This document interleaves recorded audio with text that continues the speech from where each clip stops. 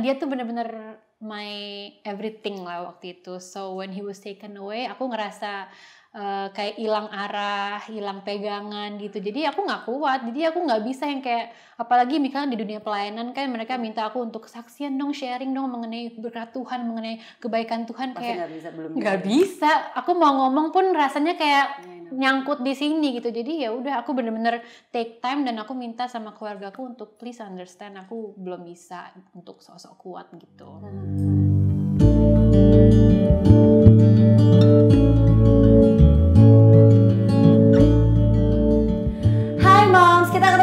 Talk, dan kali ini special anniversary Mother and Beyond. Mother and Beyond mau ngobrol sama our moms of the month. Ini wow, luar biasa deh ibu yang satu ini, ibu 4 anak tapi energik, dan satu yang aku selalu, kalau buat aku tuh ya, aku setiap ngeliat moms yang satu ini tuh adalah moms yang selalu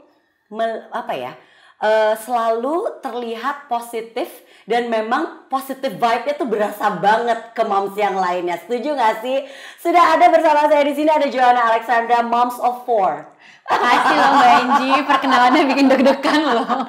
Moms of 4, tapi beneran deh, setiap aku ngelihat postingan Joanna, dari dulu aku udah follow Joanna, you are always positive. Itu pasti nggak gampang dong ya? Iya. Ya kan? Dulu sebenarnya buat aku gampang, sekarang kok agak susah ya. Tapi itu dia, tapi kan mungkin karena basicnya kan emang udah positif orangnya, biasanya something yang udah ngalir begitu aja.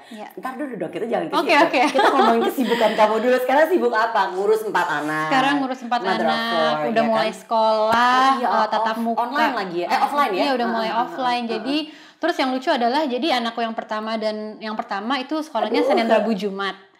Sedangkan anakku yang kedua dan ketiga sekolahnya Selasa, Kamis, Sabtu. Basically jadi tiap hari dong. Iya, jadi Senin sampai Sabtu. Jadi supir, antar jemput, belum lagi Ziona terapi itu Senin, Rabu, Kamis. Jadi benar-benar itu kayak bolak-balik ngedrop, antar Zio, terus pulang lagi, jemput lagi gitu. Seru sih. Pastinya. Coba umurnya berapa aja sih? Si kakak yang paling tua itu 15 tahun. Remaja. Yang nomor 2 12 tahun. Preteen. Lemes dada. Tadi kita sempat ngobrol. Aduh, remaja tuh gimana sih? Katanya Joanna, ntar kita bahas ya. Lalu Zoe mau 7 tahun. Ziona 5 tahun. Jadi sebenarnya lengkap ya, semua ada ya. Kalau ibarat kata toko, remaja, pra-remaja, anak SD, anak balita. Iya benar juga. Balita kan. Jadi nggak mau rugi. Ibarat kata toko, mau apa? Anak remaja. Sebentar saya panggil ya, gitu kan. Ya benar-benar lengkap banget. Nah ini gimana nih? Ini kan kalau si kakak-kakak cowok the boys itu kan usianya deket kan, boys 15 deket, 12. Terus jarak 5 tahun baru girls. Nah ini mengakomodir 2 kebutuhan, ini kan 2 dunia yang berbeda ya. Boys, teenager, preteen, satu lagi girls, princess, cantik-cantik ya. Itu nggak ada yang salah di dunia ini, si cewek-cewek ini. Iya, semuanya rainbow. Ya kan. Itu gimana tuh mengakomodirnya? Gimana menjelaskannya ya, pokoknya diakomodir sebisa kita aja gitu, nggak sih Mbak? Kemarin tuh sempat ada masa-masa di mana si boys ini tuh kesel karena ngelihat Zoe. Kalau ngelihat Zio oke lah, mereka mengerti bahwa Ziona is special, jadi kayak mereka sayang banget, they treat her very well. Tapi ngelihat Zoe yang kayak semuanya pakai baju princess, semuanya merhatiin Zoe, cewek kue, the girl cewek kue, karena dari mama kue. Iya benar. Mereka ngelihat Zoe kok kayak there's nothing wrong in this world, semuanya tuh kayak bahagia, semuanya boleh gitu kan. Terus kayak yang gede harus ngalah, mereka sebel, ada masa-masanya sebel. Sekarang juga masih, tapi udah mendingan, udah mulai bisa mengerti ya. Cara mengakomodirnya ya kita banyak-banyak jelasin aja bahwa ya kamu tuh dulu juga waktu kecil seperti itu. Jadi kayak ya berbedanya hanya karena dia perempuan aja, mungkin kayaknya girly gitu kan. Tapi dari segi keegoisannya, terus semuanya diperhatiin waktu mereka seumuran Zoe kan juga kayak gitu juga. Jadi itu sih yang keulang-ulang, mungkin mereka udah kesel kali. Aku juga dulu gitu. Tapi udah dikomunikasikan aja. Nah tadi sebelum mulai ini kita sempat ngobrol nih, dan pertanyaan Joanna ke aku, gimana sih Kak punya anak remaja? Oke, aku nanya, gimana rasanya punya anak remaja dan pra-remaja? Kayaknya jadi bener ya, parenting is a never ending journey. Yes, it Kita is. pikir kayak susah-susahnya waktu masih newborn aja begadang. Kita pikir itu susah-susahnya tuh waktu itu. Tapi ternyata di setiap fase umur mereka tuh ada new struggle, new breakthrough, new challenge. Dan jadi orang tua dari remaja adalah banyak itu ya, banyak makan hati. Banyak apa ya, kalau mungkin waktu balita kita capeknya fisik, kalau sekarang tuh capek mental, terus kayak ya sempat ngerasa kayak kok aku nggak disayang sih ya sama anakku sendiri gitu nggak sih Mbak? Banget. Makanya aku sebenarnya pas masuk anak remaja aku langsung gini, kayaknya aku mendingan masuk ke masa-masa anak diaper rash lagi aja deh. Dulu aja nempel nggak mau lepas, sekarang kayak aku kadang kayak misalkan aku bangunin dia kan, ini masih baru bangun nih, masih di tempat tidur nih abang-abangnya, kayak aku elus pundaknya, gitu. Bangun sayang dikit gitu. Padahal belum bangun tapi dia udah bisa kayak bener-bener nggak mau dipegang, nggak mau itu gitu sih. Pasti ngerasa gini, kayak ibarat kata tuh kita kayak zaman dulu pacar kita adalah pacar yang demanding. Lu tuh sayang gak sih sama gue ya? Bener ya? Gitu ya rasanya. Kayak butuh pengakuan banget dari anak sendiri itu kan? Iya sama kok. Itu sampai umur berapa Mbak kayak gitu. Sekarang aja aku juga suka gitu. Apa kayak kamu tuh sayang gak sih sama mami? Kayak jadi kayak pacar demanding ya zaman dulu ya. Berarti masih panjang perjalanan. Gak apa-apa. Itu seru kan. Maksudnya bener-bener tadi kayak Joanna bilang, dalam kehidupan kita sebagai ibu it's a never ending journey, dan belajar tuh kayak gak berhenti gitu ya. Terus kayaknya setiap fase, gini nih gitu kan. Iya. Perasaan kemarin tuh udah begini kok sekarang gini gitu kan. Iya berasa banget. Tapi aku jadi pengen tahu, kan kita kan pasti di masa-masa kita remaja gitu ya, di masa-masa kita muda, di masa-masa hidup princess ala Zoe gitu kan ya, everything is colorful, rainbow. Di masa Joanna muda pernah ngebayang gak sih bahwa kehidupan sebagai seorang ibu tuh gini ya gitu? Kebayang gak ya? Ya dulu aku nggak terlalu suka sama anak-anak lagi. Tapi kalau aku ngeliat sekarang tuh, iya makanya Joanna mungkin berarti nggak kebayang kayaknya ya. Iya, maksudnya ibu yang emang kan kelihatan kan gitu. Maksudnya kenapa aku bilang Joanna selalu positif gitu, kayaknya sama anak-anak tuh bener-bener yang main yuk gitu. Iya. Kayaknya itu by experience jadinya ya. Karena kalau dulu walaupun dulu aku punya mimpi kayak aku pengen nikah cepet, tapi sebenarnya lebih ke menikahnya, lebih ke love-nya gitu yang kayak pengen cepet-cepet dialamin. Tapi kalau inget-inget dulu I don't really like children gitu, ngeliat anak-anak teriak-teriak di mall gitu, aku nggak suka. Tapi sekarang kayak aku bisa berempati sama ibu-ibu yang anaknya lagi gelepar-gelepar. Iya aku ngerti sekarang. I feel you sister gitu ya. Iya benar-benar. Padahal lu nggak ngebayang dan bahkan apaan sih sekarang baru sabar ya gitu. Dia pasti rasanya kalau ketemu situasi kayak gitu. Oke, Joanna, I know handling loss is not easy, ya kan? Aduh, maaf ya kita harus kembali ya. Kita sudah mulai dengan pertanyaan yang deep. Nih kita deep talk nih. Okay. How do you handle masa-masa handling loss ini? Ya emang harus dilewatin aja gitu kan. Waktu di awal-awal tuh sempet sih terbersit kayak udah I don't wanna do it anymore gitu. Maksudnya kayak buat apa lagi aku harus hidup, ceritanya gitulah kayak. Tapi ya banyak banget sih sebenarnya alasan aku untuk hidup gitu kan. Ada anak-anak, ada my family, lebih ke anak-anak sih sebenarnya. Kayak kids. Terutama Ziona ya kalau Zuzu Zera Zoe, yes I love them so much, tapi waktu aku punya Ziona kan aku punya kayak pengalaman iman gitu loh Mbak. Jadi waktu Ziona lahir dengan segala macam kekurangannya dia, tapi terus dia mengalami kesembuhan, dia dapat mujizat, dia dapat penyediaan segala macam keuangan, semuanya dapat dari kehidupannya Ziona yang kelihatannya sepertinya harusnya gagal gitu kan. Jadi waktu aku punya Ziona, aku dikuatkan dari sisi itu. Jadi waktu aku kehilangan Radit tuh kayak itu terus sih yang keinget, kayak inget gak dulu waktu punya Ziona ternyata everything works out gitu kan. Ternyata aku tetap Tuhan bersama aku juga. Terus ada mujizat ini, ada penyediaan ini, ada kebahagiaan yang lain gitu. Jadi walaupun kehilangannya masih terus dirasain, tapi ada juga bayang-bayang kayak aku pernah ngelewatin juga dan it's gonna be okay. Jadi gitu sih, lebih ke Zionanya. Jadi sekarang kalau aku ngeliat bangun pagi ngeliat Ziona kayak ade itu, karena ngeliat dia kayak ngeliat a daily living miracle. Jadi benar-benar salah satu yang menguatkan Joanna is Ziona. Iya, apalagi Ziona kan clubfoot kan, dan kalau ngelihat dari label penyakit langkanya dia itu campomelik dysplasia, itu sebenarnya nggak bisa jalan, terus bla bla Aku bla. tadi ketemu, rusuh banget ya. Dia iya. pertama kali jalan yang beneran jalan lancar itu 2 minggu setelah Radit meninggal.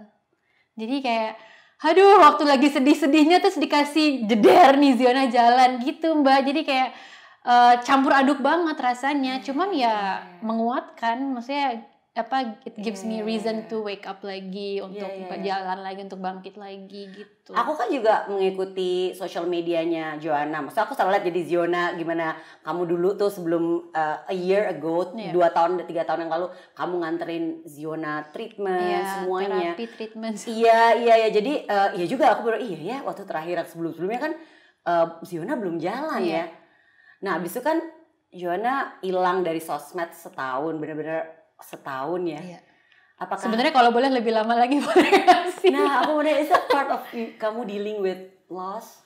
Sebenarnya nggak muncul di sosmednya bukan karena bukan aku try to deal sih, tapi lebih ke I cannot deal with sosmed right now gitu. Jadi kayak sama sekali nggak ada keinginan atau apa ya.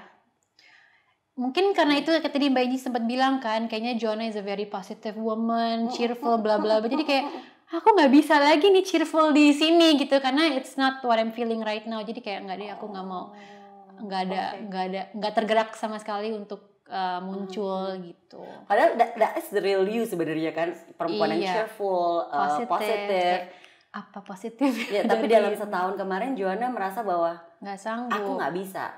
So apa yang bikin Joanna you have the power untuk kembali? Karena sebenarnya gini, to be honest, aku melihat kayak social media Joanna membuat kayak gini, Tuhan, aku harus bersyukur sama kehidupan yang kita punya gitu. Maksudnya as a reminder gitu, dan Joanna selalu bisa mengingatkan secara tidak langsung buat semua orang untuk bersyukur, dan juga yang benar-benar in life kita tuh memang harus ada, kita udah harus bisa berserah semuanya sama kuasa Tuhan.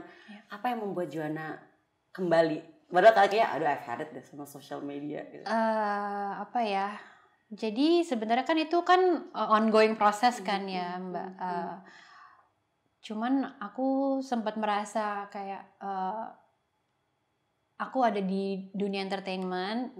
I'm not here for nothing gitu kan. Dan aku juga selalu keinget kadang kalau aku sempat ngobrol sama teman-teman, sama komunitas aku, bahkan di masa-masa aku menghilang pun mereka bilang mereka diberkati. Aku kayak, kok bisa gini ya? Aku sempat merasa aneh, kayak even when I'm menutup diri, mereka merasa kehidupan Kak Joanna memberkati aku banget gitu. Awalnya aku ngerasa kayak gak usah ngomong gitu deh gitu. Aku nggak oke gitu kan. Cuman ya seiringnya waktu udah mulai setahun gitu, aku sempat mikir, this is my platform, this is aku tahu istilahnya kayak aku ada di sini kan bukan cuman buat hahaha doang, tapi kan aku memang suka sharing, aku suka share my life, gimana aku menghadapi segala sesuatu gitu. Jadi ya pelan-pelan aja sih kayak dapat kekuatan bahwa yuk dimulai pelan-pelan, gak usah langsung jebret balik comeback yang heboh gitu, enggak sih, cuman kayak ya udah pelan-pelan aja muncul lagi gitu, test the waters gitu kan. Cuman memang karena aku tahu aku ada di sini buat jadi berkat. Maksudnya aku nggak yang kayak sudah melewati semuanya, aku berhasil gitu, enggak sih. Aku tahu bahwa banyak orang yang memerlukan cerita kebangkitan, walaupun sebenarnya aku belum bangkit 100% juga sih, tapi ya aku mau coba aja gitu untuk bangkit lagi. Kan kita mengenal ada 5 stages of grief ya kan, dalam kehilangan ini. Aku sambil nyontek ya, ada denial, anger, bargaining, depression. Tadi kita sudah sempat ngebahas tuh ada poin-poin yang yang Joanna rasain ya. Denial, anger, bargaining, depression, acceptance. Joanna, do you feel melewati semua tuh stages yang banget, the 5 stages of grief, dan gimana tuh melewati every stages yang Joanna harus lewati ini kan, karena emang it's a stages yang kita harus lewatin. Tadi kita sempat ngobrol sebelum mulai syuting soal bargaining gitu ya. Kenapa boleh nggak ini aja gitu kan? Kayaknya sampai sekarang masih semuanya Iya, ya. Walaupun udah mulai membaik, udah mulai acceptance, tapi kadang masih kayak ada momen-momen misalkan kayak ulang tahun Radit, ulang tahun perkawinan. Aku jadi sekarang ulang tahun perkawinan aku terbang dulu ke Bali. Aku pengen get away gitu kan. Walaupun sebenarnya itu juga nggak menyembuh, nggak healing gimana, but at least I wanna take time karena di sana banyak memori aku sama dia. Cuman jadi kayak ada momen-momen yang kita pikir kita udah accept, ternyata ada memori yang keinget lagi, terus mulai bargaining lagi, mulai denial lagi. Jadi kayaknya masih loncat-loncat, tapi sudah mulai membaik. Cuman ya apa ya? Aku rasa waktu aku ngalamin semua stage itu, aku bersyukur punya support system sih, punya keluarga dan ring satu yang mereka nggak menuntut aku untuk move on cepet ya kan, ada istilah gitu kan, didorong udah deh ayo you have to move on, ayo kita mau ngapain biar kamu bisa kuat lagi, enggak gitu. Jadi mereka benar-benar apa ya, mereka memberikan aku ruang untuk ya udah mau di kamar nggak mau keluar kamar ya udah gitu, yang penting makan terserah lu mau ngapain gitu kan, yang penting jaga stamina. Tapi kayak aku mau nangis di kamar seharian, aku nggak mau keluar selimut, aku mau di rumah cuman mandang-mandangin foto dia, denger lagu, nangis-nangis, pokoknya aku nggak mau deny my feelings. Jadi waktu aku lagi marah-marah, bahkan aku lagi marah-marah sama Tuhan pun, ya udah kita lewatin aja gitu, nggak mau pura-pura kuat lah. Kayaknya ya kan ada yang suka malah jadi beban ya di saat kita pura-pura kuat. Ya maksudnya kalau memang dia beneran kuat ya oke, tapi aku jujur aku dunia aku bener-bener langsung kayak apa ya? Ya dia tuh bener-bener my everything lah waktu itu. So when he was taken away, aku ngerasa kayak hilang arah, hilang pegangan gitu. Jadi aku nggak kuat. Jadi aku nggak bisa yang kayak, apalagi misalnya di dunia pelayanan kan mereka minta aku untuk kesaksian dong, sharing dong mengenai berkat Tuhan, mengenai kebaikan Tuhan. Pasti kayak nggak bisa. Aku mau ngomong pun rasanya kayak nyangkut di sini gitu. Jadi ya udah aku bener-bener take time dan aku minta sama keluargaku untuk please understand, aku belum bisa untuk sok-sok kuat gitu. Gitu sih. Nah, yang menguatkan Joanna tadi, Joanna cerita Ziona sebenarnya yang nomor satu justru Ziona, yang your source of strength sekarang ini tuh salah satunya Ziona, dan pasti kakak-kakaknya juga. Yang my whole family lah ya. Ziona, every time Joanna melihat Ziona tuh langsung yang oh Tuhan, ini nih salah satu dikasih lihat di 2 minggu ya, berarti dia 2 minggu setelah Radit nggak ada, Ziona jalan gitu kan. Iya, di situ tuh yang benar-benar yang oh ini miracle do exist gitu ya. Iya, maksudnya ya sebenarnya dari sebelum-sebelumnya memang Ziona udah banyak mengalami mukjizat kan, apa lubang di jantungnya nutup, terus pendengarannya membaik, dia sekarang udah bisa nyanyi-nyanyi, ikutin kita nyanyi. Terus ada banyak lah perkembangan Ziona yang bahkan dokter-dokternya pun pada tepuk tangan memang Ziona ini gitu. Jadi tapi kan waktu Radit meninggal itu semua kayak hilang gitu kan, kayak udah nggak kepikiran lagi gitu. Tapi waktu Ziona mulai jalan, aku langsung kayak ke-recall lagi sih bahwa ini kehidupan Ziona bisa bernafas aja sekarang tuh udah living miracle. Jadi salah satu pegangan aku itu sampai sekarang. Oke. Kalau kita ngomongin lagi dealing with loss, you are not alone dalam dealing with loss ini kan. You have your 4 kids, ada 4 anak juga yang harus ya, kita sebagai ibu kan apapun juga harus kita yang selalu mau nggak mau ya gitu, kayak something yang udah kita nih yang harus dampingin gitu. Gimana Joanna membantu 4Z anak-anak untuk dealing with loss dan melewati stages of griefs ini? Dimulai yang paling mudah dulu ya, Ziona nggak tahu apa-apa, she's okay gitu kan. Cuman sempat ada momen ada temen aku datang ke rumah, kayaknya dia mirip sama Radit gitu. Jadi pas dia buka pintu, Ziona kayak gitu. Terus kita semua pada bingung, jangan-jangan dia pikir itu dadinya gitu ya. Tapi Ziona she's okay lah gitu. Kalau Zoe tuh sempat nangis terus kira-kira 1-2 bulan pertama lah gitu. Terutama pas setiap mau bangun tidur. Jadi 6 tahun waktu itu ya? 5-6 tahun berarti ya saat itu? Iya 6 tahun. Kalau mau tidur dia inget dedinya, sama kalau bangun pagi tiba-tiba dia bisa mewek sendiri gitu. Tapi apa namanya ya, aku coba ajak ngomong terus bahwa ya Daddy udah nggak ada, tapi kan Daddy sama God kan, so dia tetap temenin Zoe juga walaupun nggak kelihatan gitulah. Aku coba jelasin kayak gitu ke dia. Tapi kalau untuk Zuzu Zera sebenarnya bengeng susah. Makanya di urutannya yang paling susah tuh ya ini. Boys dan remaja. Dan sama kan boys tuh emang attach-nya kan sama bapak ya biasanya ya. Sebenarnya kalau untuk Zuzu, jadi Zuzu sudah melewati masa pra-remajanya dia kan, dan dia memang lebih dewasa dari adiknya. Memang di awal-awal tuh susah, kadang aku sempat lewat depan kamarnya dia, aku denger dia lagi nangis, aku cuma bisa peluk-peluk dia, ya I miss daddy tuh bang gitu. Dan di awal-awal dia juga sempat merasa kenapa sih, why does this happen, bla bla bla.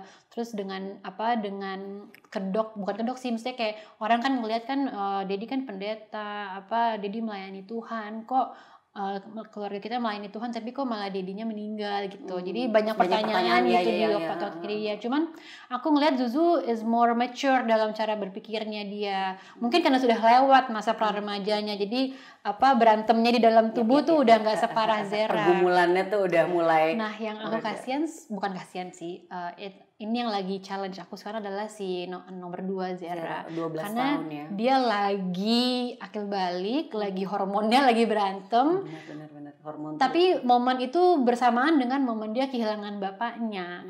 Jadi kayak dia udah kehilangan sosok ayah, dia juga lagi bingung what's going on with my body, what's going on with my mind, dia marah-marah. Dan aku nggak tahu ini lebih parah karena memang setiap anak pasti berbeda mengalaminya, atau karena memang ini special case nih karena dia berbarengan sama kehilangan daddy-nya yang dia deket banget, dia idolize dia mirip banget, mereka berdua tuh mirip banget dari segi fisik dan cara bercanda, cara itu pokoknya mereka berdua mirip banget. Jadi struggle aku sekarang adalah how to deal with him dealing with loss gitu. Dan aku cuman punya satu cara aja sih sebenarnya. Aku mau mereka tahu bahwa mama juga nggak ngerti gimana cara deal with this loss gitu. Jadi we cry together. Nah ini menarik nih kan, balik lagi mungkin part of tadi Joanna bilang aku nggak mau yang dikuat-kuatin, even ke anak-anak pun. Iya. Karena aku mau ngomong apa? It's okay bang, it's not okay. Jadi aku nggak bisa kasih kata-kata penguatan ke mereka karena aku pun lagi gondok sebenarnya gitu kan. Jadi I try to show to them my vulnerability lah, bahwa aku juga aku lagi nggak good juga nih bang, mas gitu. Aku juga sometimes mikir buat apa ya mama ada di sini, tapi aku lihat Ziona deh, lihat teman-teman mama, daddy, mereka semua diberkati sama kehidupan daddy gitu kan. Jadi I try to give them a bit of reason aja gitu, tapi aku mau mereka lihat bahwa it's okay to not be okay, it's okay buat nangis, buat merasa, buat bertanya sama Tuhan, ya nggak apa-apa, tanya aja sama Tuhan gitu kan, gitu sih. Jadi aku kadang suka kalau mereka lagi drop, lagi nangis gitu ya, aku cuma bisa elus-elus, aku nggak sama sekali nggak it's okay bang, kuat ya, nggak, aku nangis bareng aja sama mereka karena nggak tahu mau ngomong apa gitu kan, karena I'm feeling what you feel juga gitu. Jadi ya udah, kita jalanin sama-sama aja, kita marah sama-sama, kita nangis sama-sama gitu. Jadi di saat seperti anak-anak lagi nggak bisa deal with loss, Joanna juga kembali menunjukkan bukan sebagai ibu, sebagai manusia. Iya kan, maksudnya ya manusia tuh belum tentu bisa deal with loss secepat itu atau semudah itu kan gitu. Jadi lebih Joanna as a human being yang Joanna tunjukin kepada anak-anak ya. Jadi sebenarnya juga mengajarkan anak-anak juga untuk lebih paham dan lebih mengerti bahwa ya semuanya tuh di dunia ini ada loh kayak begini gitu, dan kita nggak harus selalu kelihatan gitu. Apalagi mungkin mereka ngerasa sebagai seorang anak dari public figure kayak sempat di masa-masa awal tuh kayak mereka tuh banyak orang menunggu-nunggu kan kayak Zuzu, Zera gitu, dan mereka sempat capek kayak aduh aku nggak mau ditanya-tanyain lagi how do you feel, kamu sabar ya bang ya. Mereka sebenarnya juga ya sama kan, aku juga makanya aku menghilang karena aku menghindari pertanyaan-pertanyaan orang sebenarnya kan. Jadi memang aku nggak bisa menuntut mereka untuk nggak boleh kayak gitu, karena kita lagi ngejalanin bareng-bareng. As a family we grieve together. Gitu. Iya. Nah, Joanna sekarang, how do you describe dan Joanna mengutarakan apa ya kalau ditanya kayak misalnya aku nih, Angie sekarang aku pusing nih sama anak remajaku yang 2 itu, satu mau kuliah gitu kan. Wah ini seru banget ya ternyata dunia remaja. Aku as a mother, kayaknya di lingkungan menjadi ibu bekerja tuh seru nggak seru ya gitu. Kalau ditanya Joanna sekarang, apa ya? Mungkin aku kayak gini, how's mom's life? How's your life gitu? I'm coping. Maksudnya sekarang aku mungkin makanya tadi Mbak Gi pas pertanyaan aku adalah sangat positif dan segala macam. I see things differently now gitu. Maksudnya sekarang aku tetap bisa positive thinking, aku tetap bisa kayak melihat semua dari sisi baiknya, tapi bisa lebih kayaknya lebih grounded aja sih, bahwa in life nggak semuanya baik sebenarnya, tapi kita tetap bisa ngelihat sisi baiknya, walaupun ia lagi grieving, walaupun ia lagi berduka, tapi tetap ada sisi baiknya dari setiap hal gitu kan. Jadi itu sih kayaknya yang lebih tetap bisa bersyukur, tapi lebih aku susah menjelaskannya, kayak lebih grounded gitu, Mbak. Iya, lebih bisa bahwa rasa ini ada loh. Kalau dulu kan kita pasti ngerti sih positif. Sekarang tuh berasa nggak apa-apa juga gue nggak positif ya. Jadi lebih berusaha untuk lebih balance Iya sih ngerti aku. Karena kan kadang-kadang kita berasa kan harus positif.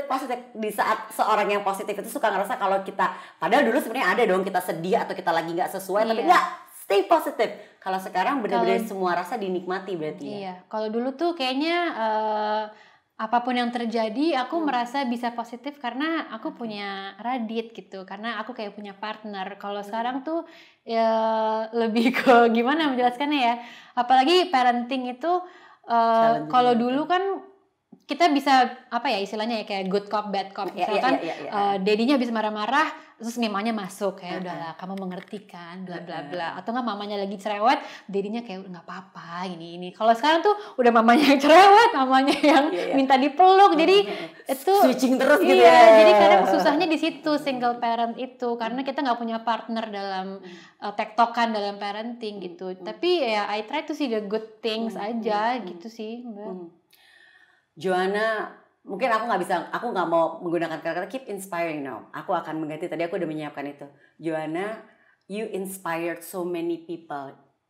Joanna tuh benar-benar memberikan inspirasi buat banyak moms gitu loh. Dan juga mungkin walaupun mungkin Joanna bilang, aku tuh udah nggak positif dulu.